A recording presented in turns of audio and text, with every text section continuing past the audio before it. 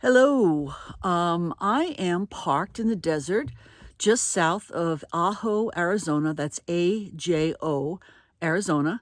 It's a mining town, and I, in fact, am parked right south of the giant copper mine that's here. I'm actually south of the tailings pile.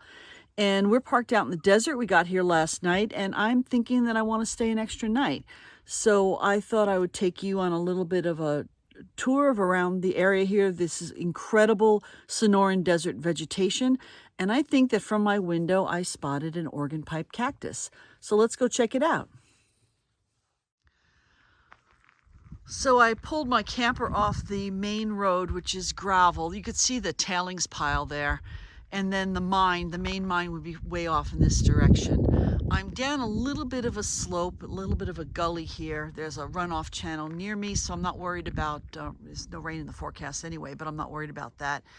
There's like a very seldom used little road that I followed to get me down here. And then I turned so that the back end of my camper would be facing to the southwest. Yesterday when I arrived, the camper was really cold and I wanted to heat it up. So I parked it facing the direction of the sun, and it worked. So I'll just tell you a little bit about some of the vegetation around here. Keep in mind that I lived in Arizona for about 15 years and I vacationed here quite often before that. So I do know a lot of the vegetation. If I do say something wrong and you know for a fact that I'm wrong, please send something in the comments.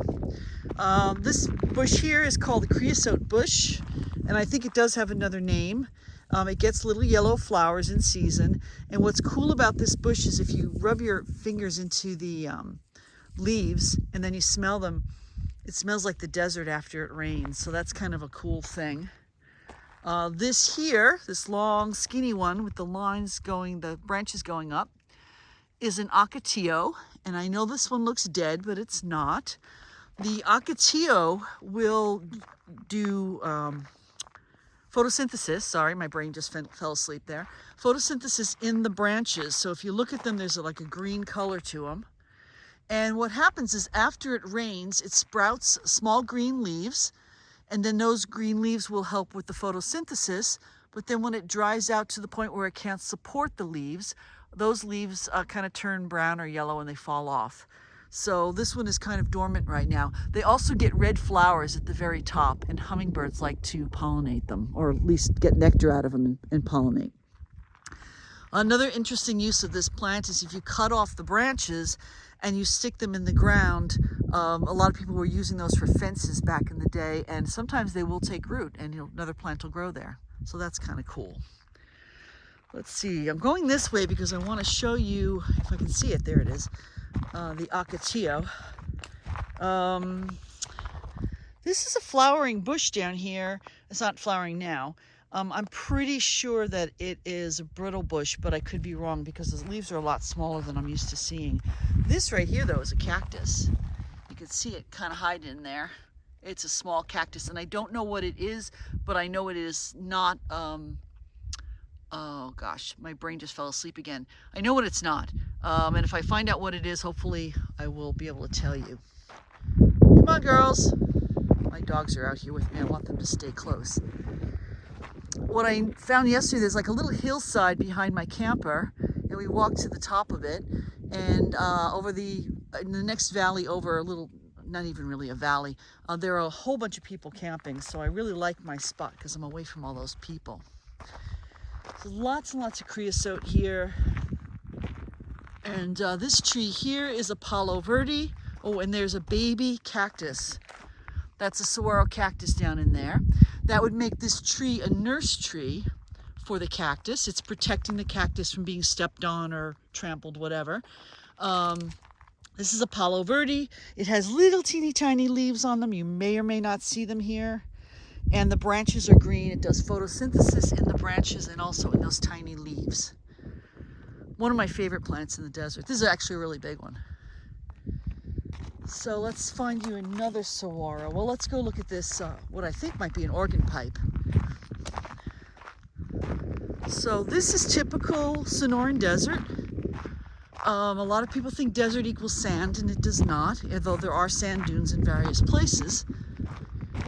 So I'm thinking that this might be an organ pipe. We are about, maybe 20, 30 miles north of Organ Pipe National Park or Monument, whatever it is. And I was there a couple of years ago, and I have not been back since they built the wall because honestly, I don't want to see what they did to the desert. But I'm pretty sure this is an Organ Pipe cactus. It's not in very good condition. It looks, looks almost like it's been chewed on over here on the side.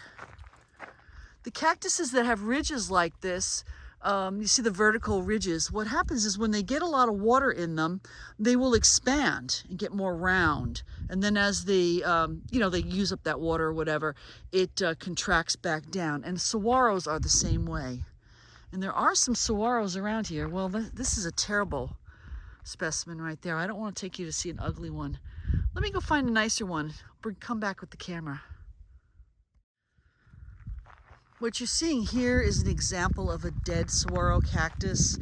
All the flesh is gone. You can see some of the pine needles. It's all dried out. But what's interesting about these cactus is the inside of the cactus. These are like wood.